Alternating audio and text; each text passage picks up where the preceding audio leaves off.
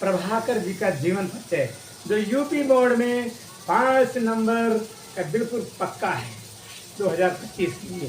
तो देर न करते हुए हम देख रहे हैं कि श्री कन्हैया लाल मिश्र उपनाम प्रभाकर।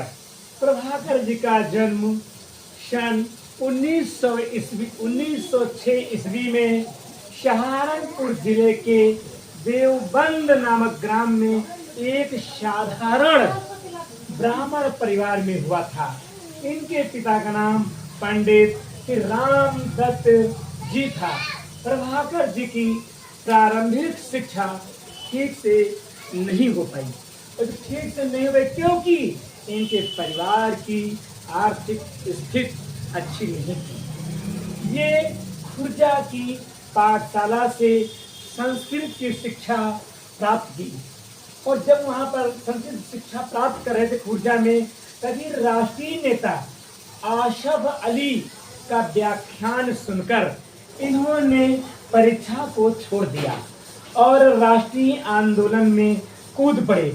ये भारत के स्वतंत्र हो जाने के बाद, भारत के आजाद हो जाने के बाद स्वयं को पत्रकारिता में लगा दिया।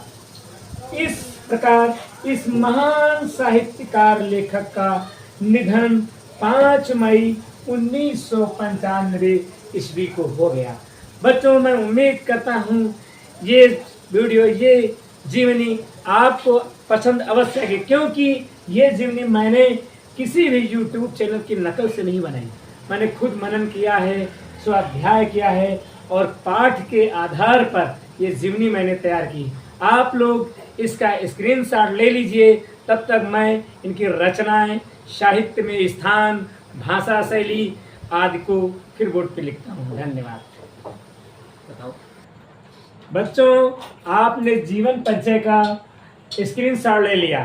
अब हम लोग आते हैं प्रभाकर जी की रचनाओं पर। तो रचनाओं को कृतियां भी कहते हैं। प्रभाकर जी ने अनेक प्रकार की रचनाएं की हैं, जिसमें सर्वप्रथम हम देख रहे हैं रेखा चित्र। रेखा चित्र में नई पीढ़ी के विचार, माटी हो गई सोना और भूले बिसरे चेहरे, ये प्रभाकर जी ने रेखा चित्र में लिखा है। लघु कथाओं में लिखा आकाश के तारे और धरती के फूल। ये रचना बहुत आती है पेपर में कि धरती के फूल के लेखक कौन है, या धरती के फूल किस विधा की रचना है। उसके बाद में प्रभाकर जी ने संस्मरण में लिखा दीप जले शंख बजे। ये भी यूपी बोर्ड में बहुत पूछी जाती है, बहुत ही पूछी जाती कि किस विधा की रचना है या इसके लेखक कौन है। फिर प्रभाकर जी ने ललित निबंधों की रचना की, और ललित निबंधों में बाजे पायलिया के घुंघरू, छड़ बोले कड़ मुस्काए, ये रचनाएं भी वेरी वेरी इम्पोर्टेंस हैं बोर्ड के लिए।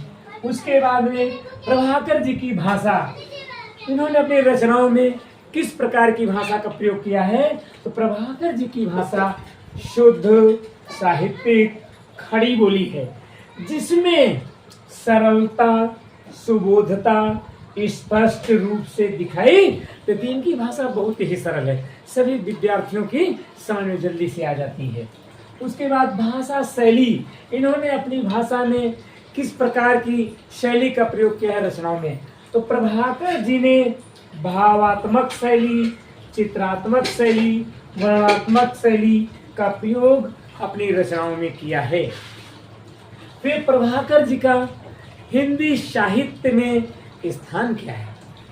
प्रभाकर जी का अनेक रचनाओं और विधाओं की रचनाएं जब इन्होंने किया, तो जिसके कारण प्रभाकर जी का हिंदी साहित्य में उच्च स्थान है। बच्चों, अगर आप सभी को ये जीवनी, ये वीडियो पसंद आया, प्लीज़ हमारे चैनल को, एसबी कोचिंग क्लासेस को लाइक, सब्सक्राइब, शेयर जरूर करें।